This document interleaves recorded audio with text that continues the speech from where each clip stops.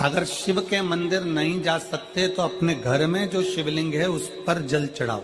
और यदि आप अपने शंकर के घर में शिवलिंग पर भी जल नहीं चढ़ा पा रहे हो तो किसी बेलपत्री का वृक्ष हो, उस वृक्ष के नीचे भी जल चढ़ाओ। और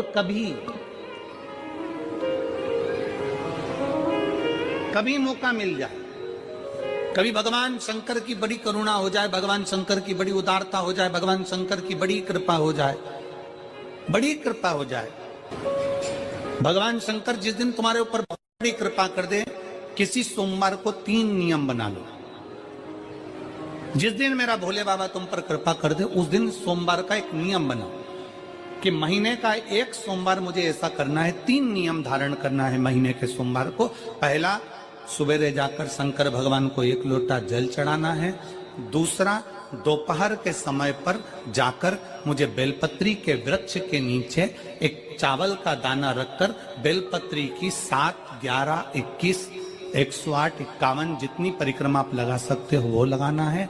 और तीसरा, बेलपत्री के वृक्ष के नीचे और शंकर के मंदिर के दरवाजे पर मुझे एक घी का दीपक लगाना है। बस ये 3 नियम जिसने महीने में एक बार ले लिया, समझ लो उसको पीछे हटने की जरूरत ही नहीं, वो आगे ही बढ़े। महीने के किसी एक सोमवार का ऐसा नियम बना लो कि मुझे 3 नियम धारण करना है। महीने के किसी भी एक सोमवार को हम ये नहीं कहेंगे कि तुम सोमवार 5 पढ़ रहे हैं तो 5 को करो, 4 पढ़ रहे हैं तो 4 को करो, 3 पढ़ रहे हैं तो 3 को करो।